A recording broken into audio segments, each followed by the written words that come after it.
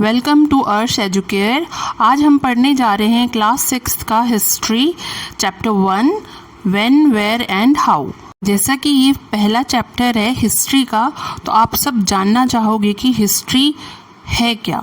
History is a continuous and systematic record of past events, or simply history is the study of the past. In history we read about the rulers and the extent of their rule and their administration etc. तो history को हम हिंदी में इतिहास कहते हैं। इतिहास जो है वो प्राचीन व बीते हुए कल की घटनाओं का वैज्ञानिक अध्ययन तथा लेखा जोखा होता है। हिस्ट्री में हम रूलर्स के बारे में पढ़ते हैं, पुराने ज़माने के राजा महाराजा इन सब के बारे में पढ़ते हैं, उनके एडमिनिस्ट्रेशन के बारे में, और उस समय पे जो सोशल और कल्चरल लाइफ थी लोगों की उसके बारे में पढ़ते हैं। अब मैं आपको बताती हूँ दो टर्म, हिस्टोरियन एंड जीनियोलॉजी के बारे में। हिस्टोरियन हम उनको बोलते हैं जो हिस्ट्री को पढ़ते हैं, और जीनियोलॉजी किसी भी फैमिली की हिस्ट्री को पढ़ना। हिंदी में हम इसे बोलते हैं वंशावली। आप में से बहुत सारे लोगों का ये मानना होगा क्यों हिस्ट्री पढ़ना चाहिए, इसके क्या फ़ायदे हैं। तो जब तक हम अपनी पीछे की चीज़ों को नहीं जानेंगे हम अपनी आगे की लाइफ अच्छे से लीड नहीं कर पाएंगे। जैसे कि आप अगर अपने प्री नर्सरी में ABCD नहीं सीखे होते तो अभी जो आप 6th स्टैंडर्ड में पढ़ रहे हो वो कैसे पढ़ते। इसीलिए आपको पीछे की चीज़ें जानना बहुत ज़रूरी है। तो it gives the information about the past and also about the culture of people of various countries and civilization।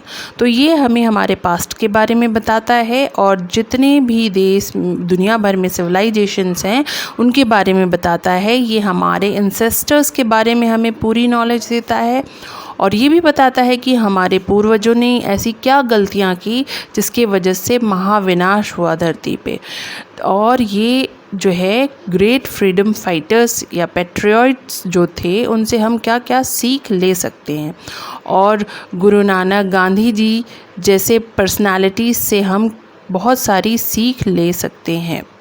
इसके अलावा ये हमें टाइम का इम्पोर्टेंस भी बताता है, और ये हमें ये भी बताता है कि हमें क्या चीज़ें जो हैं हमारे पूर्वजों ने गलत किया जो हमें नहीं दोहराना चाहिए। Greek historian Herodotus is known as father of history. He was the first to write a narrative account of the wars between Greece and Persia. तो हेरोडोटस को फादर ऑफ हिस्ट्री कहते हैं। वो पहले व्यक्ति थे जिन्होंने ग्रीस और पर्सिया के बीच में जो लड़ाई हुई थी उसके बारे में डिटेल में लिखा था। Time frame in history can be divided into two periods, prehistory and history. Prehistory refers to that very distant past when early men had not yet learned the art of writing. Our knowledge of prehistory is based on archaeology. तो prehistory उस time period को बोलते हैं जब आदमी ने लिखना नहीं सीखा था, तो वहाँ का कोई भी लिखा हुआ दस्तावेज हमें नहीं मिलता है। उस टाइम पीरियड की जो जानकारी हमें मिलती है वो आर्कियोलॉजी से मिलती है। जो खुदाई करके सामान हम निकालते हैं ज़मीन के अंदर से, पहले ज़माने के लोगों की जो चीज़ें रह गई हैं प्रिजर्व्ड हैं ज़मीन के अंदर, उनके स्टडी से हमें पता चलता है प्री हिस्ट्री के बारे में, और उनका कोई रिटन रिकॉर्ड नहीं है। लेकिन प्री हिस्ट्री को हिंदी में प्रागैतिहास बोलते हैं। आप पूछोगे कि आर्कियोलॉजी क्या है। Archaeology deals with the study of remains of the past that were dug out by archaeologists. Hindi में हम आर्कियोलॉजी को बोलते हैं पुरातत्व विज्ञान।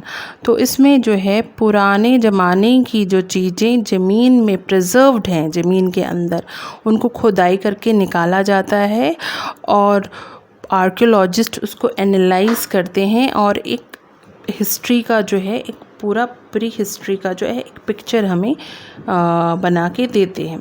History covers a small period but tells us lot about the systematic human development.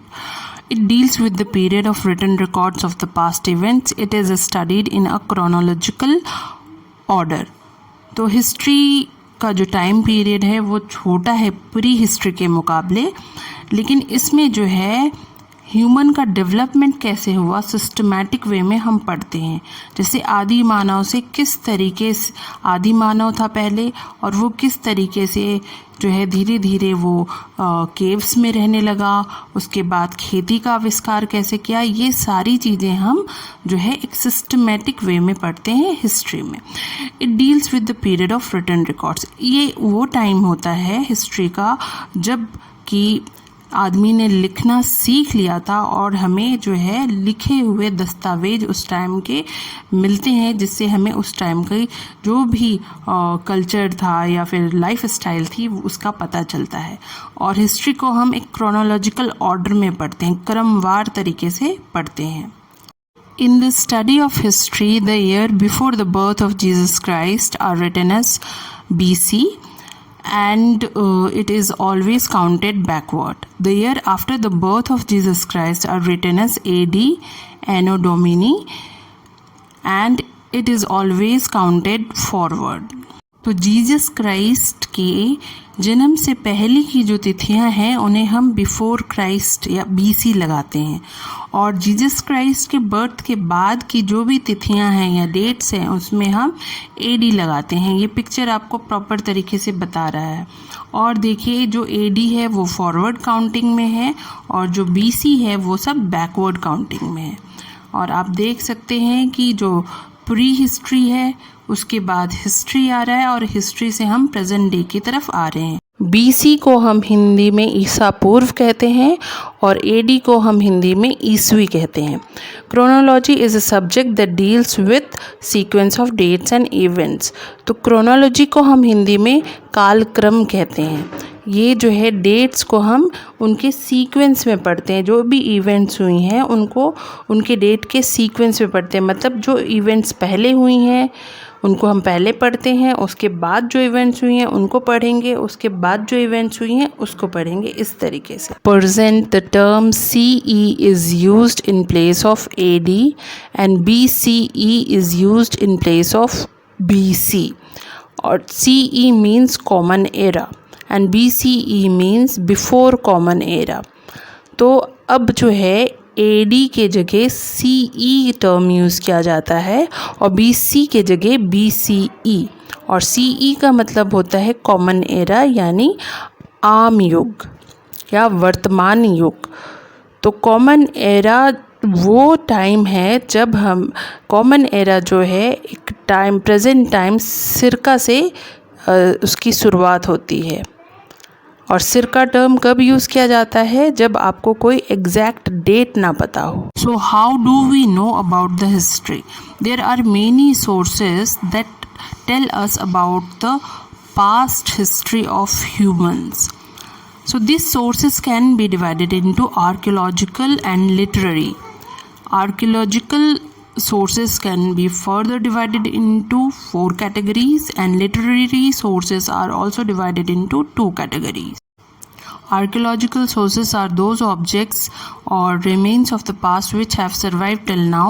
Ruins of buildings, tools, coins, pieces of pottery, stones, jewelries used in the past are examples of archaeological sources. These are the direct evidence that give us ideas about the past. Archaeological sources are mainly of 4 types: monuments, inscriptions, artifacts and coins. Archaeological sources वो objects हैं जो अभी तक सही सलामत हैं, जिन्हें हमारे पूर्वजों ने कभी यूज़ किया था, जैसे कि किसी भी इमारत के अवशेष, औजार, कॉइन्स और बर्तन मिट्टी के, उनके गहने जो वो पहना करते थे, ये सारे जो है आर्कियोलॉजिकल सोर्सेस माने जाते हैं। और ये जो है 4 तरीके के होते हैं। The first archaeological sources are monuments, जिसे हम हिंदी में स्मारक कहते हैं। Any building that has historical significance is considered as monument. कोई भी इमारत जिसका हिस्टोरिकल इम्पोर्टेंस हो उसे हम मॉन्यूमेंट या स्मारक कहते हैं। It is large structure made up of stone. Monuments give us lot of information about the culture, society and lifestyle of the ancient people. तो मॉन्यूमेंट्स जो हैं जनरली पत्थर के बने हुए होते हैं और ये हमें बहुत सारी जानकारी देते हैं हमारे पूर्वजों के लाइफस्टाइल, कल्चर और सोसाइटी के बारे में। पुराने ज़माने की सारी इमारतें जैसे कि किले, महल, स्तूप, मॉन्स्ट्रीज, मंदिर, मस्जिद, ये सारे जो हैं मॉन्यूमेंट्स में आती हैं। ताजमहल, लाल किला, कुतुब मीनार, ये सारे मॉन्यूमेंट्स के अंदर आती हैं। Second archaeological sources are inscriptions. Inscriptions को हम हिंदी में शिलालेख कहते हैं। Inscriptions are written records engraved on hard surface like rocks, pillars, stones and metal sheets. They tell us about the names and dates of the kings, the extent of their kingdoms, important events of certain period. Inscriptions जो हैं वो written records हैं जो कि pillars, बड़े बड़े पत्थरों और चट्टानों और मेटल की शीट्स पे बनाए गए हैं, लिखे गए हैं। ये हमें राजाओं के बारे, नाम, उनके शासनकाल का कितना डेट था ये, और उनकी जो है टाइम में क्या क्या इम्पोर्टेंट इवेंट हुए थे, इनके बारे में हमें शिलालेखों से पता चलता है। And the study of inscription is known as epigraphy. Hindi में इसे हम बोलते हैं पुरालेख। जो इंस्क्रिप्शंस हैं, शिलालेखों को पढ़ने की जो पद्धति होती है उसे हम एपिग्राफी कहते हैं। Third type of archaeological sources are artefacts. Artefacts को हम हिंदी में कलाकृतियाँ कहते हैं। Archaeologist excavate sites inhabited by the people in ancient time and collect objects such as toys, pottery, tools, weapons, jewelry, etc. These objects are called artifacts. These objects tells us about the lifestyle and culture of the past. तो जो archaeologist होते हैं वो उन जगहों की खुदाई करते हैं जहाँ पुराने ज़माने में लोग रहा करते थे, और वहाँ से वो जो है पुराने ज़माने की खिलौने, मिट्टी के बर्तन, औज़ार और ज्वेलरीज, ये सब निकालते हैं, और ये इन्हीं को हम आर्टिफैक्ट्स कहते हैं। और इनसे हमें उस ज़माने की जो संस्कृति थी उसके बारे में पता चलता है। And fourth type of archaeological sources of history are coins. Coins mention the names of kings, gods or dates which help us to find out the history of the kings and their dynasties. तो चौथे तरीके का जो archaeological sources है history का, वो है सिक्के। तो सिक्कों में जो है राजाओं के नाम लिखे रहते हैं और उनके कौन से कहाँ तक उन्होंने राज किया, और ये डेट लिखे रहते हैं। तो इससे हमें ये पता चलता है कि कौन से डायनेस्टीज़ ने कब तक राज किया। Coins also tell us about the trade and commerce of that time. तो वो कॉइन्स से हमें उस ज़माने में क्या व्यापार हुआ करते थे ये भी पता चलता है। Coins often had images of God and goddesses and religious symbols which tell us about the religious belief of that time. The design and polish of the coin tell us about the artistic excellence. तो देवी देवताओं की जो है तस्वीरें भी coins में होती हैं, तो इससे हमें रिलीजियस बिलीफ का पता चलता है उस ज़माने का। और जो कॉइन्स की जो बनावट होती है और या फिर उनका जो पॉलिश होता है, उससे हमें पता चलता है कि उस ज़माने में लोगों की जो आर्टिस्टिक एक्सीलेंस कैसी थी। आते हैं लिटरेरी सोर्सेस में। It include written account of the past. In past, most of the books were handwritten and were called manuscript. They are the most important literary sources. These manuscripts are written on stone walls, copper plate, palm leaves, bark of the trees. They can be divided into religious literature and non-religious literature. प्राचीन काल में हुई घटनाओं का जो लिखित संकलन है उसको हम बोलते हैं लिटरेरी रिसोर्सेस। तो जो पुराने ज़माने में ज़्यादातर जो बुक्स लिखी रहती थी वो हाथों से लिखी रहती थी, इसीलिए इसे हस्तलिपि कहा जाता है या फिर इंग्लिश में मैन्युस्क्रिप्ट कहा जाता है। इन्हें जो है पत्थरों की दीवारों में, तांबे की प्लेट्स में या फिर पाम के लीव्स में और जो पेड़ों के छाल में लिखा जाता था। इन लिटरेरी सोर्सेस को हम दो भाग में डिवाइड कर सकते हैं. एक तो है religious literature and non religious literature. Religious literature include epics like Ramayana, Mahabharata, Vedas and Upanishads. They tell us about our religion and culture. The religious books of the Jains and the Jatak tales of the Buddhists tell us about the Jainism and Buddhism. तो जो religious books हैं जैसे रामायण, महाभारत, वेदास, ये हमें अपने धर्म के बारे में और कल्चर के बारे में बताते हैं. All writings except the religious writings are called secular or non-religious literature. These includes accounts of foreign travelers, biographies of kings, stories, poems, plays, books on medicine, science and politics, etc. Majority of these are written in Sanskrit, Prakrit and Pali language in North India, while Tamil is used in South India. Arthashastra by Chanakya, the Indica by Megasthenes, account of Fa Huin and Huin Tsang and the Sangam literature etc. are examples of secular literature. तो जितने भी literature जो कि non religious हैं वो सारे आपके secular literature कहलाते हैं. इसमें क्या क्या आते हैं? इसमें जो विदेशी सैलानी यहाँ पे आए उन्होंने जो यहाँ के बारे में लिखा वो सारी चीज़ें, राजाओं की जो बायोग्राफीज़ हैं ये, कविताएं, कहानियाँ, नाटक और जो साइंस, मेडिसिन या पॉलिटिक्स से रिलेटेड किताबें हैं ये सारी जो है आपकी नॉन रिलीजियस लिटरेचर में आती हैं. ज़्यादातर जो है ये संस्कृत, प्राकृत और पाली में लिखी गई हैं नॉर्थ इंडिया में, और तमिल का यूज़ किया गया है साउथ इंडिया में. चाणक्य द्वारा लिखी गई अर्थशास्त्र जो कि बहुत फेमस है वो भी एक नॉन रिलीजियस लिटरेचर में आती है. History of a place is influenced by its geographical locations and related factors. Indian history is greatly influenced by its geographical features. India is covered by sea on 3 sides. It is protected by Himalaya in the north. तो किसी भी देश की जो भौगोलिक स्थिति होती है वो वहाँ के जनजीवन को बहुत ज़्यादा प्रभावित करती है. जब वो वहाँ के जनजीवन को प्रभावित करेगी तो नेचुरल सी बात है हिस्ट्री भी आपकी वहाँ की प्रभावित हुई होगी वहाँ के भौगोलिक स्थितियों के कारण. तो इंडिया जो है वो 3 तरफ से समंदर से घिरा हुआ है और नॉर्थ में इसको हिमालय पर्वतमाला प्रोटेक्ट करती है. India is also a land of reverse. These rivers provide India with plenty of fresh water and extensive fertile planes. तो इंडिया जो है इस यहाँ पे बहुत सारी नदियाँ हैं जो कि इंडिया को सालों भर पानी प्रोवाइड कराती हैं और उपजाऊ ज़मीन भी देती हैं जो सिविलाइजेशन के डेवलपमेंट के लिए बहुत इम्पॉर्टेंट है, क्योंकि वहाँ पे जो है साल भर पानी मिलता है और खेती योग्य भूमि भी मिलती है. और ज़्यादातर जो सिविलाइजेशन है वो नदियों के किनारे ही बसी हैं. The Himalaya in the north protects India from severe cold waves from the north, creating a distinct climatic region.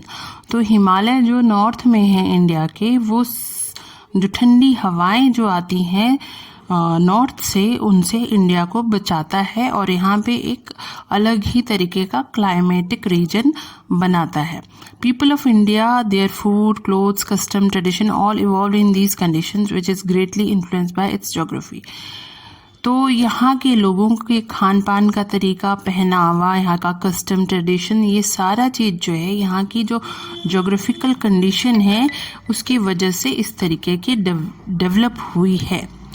Now we will learn about the term decipherment. The process of decoding ancient script is called decipherment. तो decipherment क्या होता है? जो हमारी जो script होती है, पुराने ज़माने की लिपि जो होती है, वो समय के साथ बदलती जाती है, तो उनको पढ़ना बहुत मुश्किल होता है और बहुत सारी जो लिपियां हैं वो विलुप्त हो चुकी हैं. तो इनको डिकोड करने का जो प्रोसेस है उसी को हम डिसिफरमेंट कहते हैं और ये जो स्कॉलर्स होते हैं ये करते हैं. Another term which is very important is cuneiform. Cuneiform is the earliest form of writing created by the Sumerians. It is a pictographic script The knowledge of cuneiform was also lost until 1835 when Henry Rawlinson, a British army officer, found the Behistun inscriptions in Persia और modern Iran. Uniform को हिंदी में हम कीलाकार लिपि कहते हैं। ये एक प्राचीन लिपि है जिसे सुमेर लोगों ने बनाई थी। इस लिपि को कील जैसे औजार से मिट्टी की पट्टियों पर लिखते थे और बाद में आग में पकाया जाता था उन पट्टियों को। ये अक्षर जो हैं कील के जैसे दिखाई देते थे, इस वजह से इन्हें कीलाकार लिपि कहा जाता है। ये जो फ्लो चार्ट है ये पूरे चैप्टर का समरी है कि कौन कौन से सोर्सेस हैं, हिस्ट्री को कितने पार्ट में हम डिवाइड कर सकते हैं, एक्सेट्रा। उम्मीद है आपको ये वीडियो अच्छा लगा होगा। Thank you.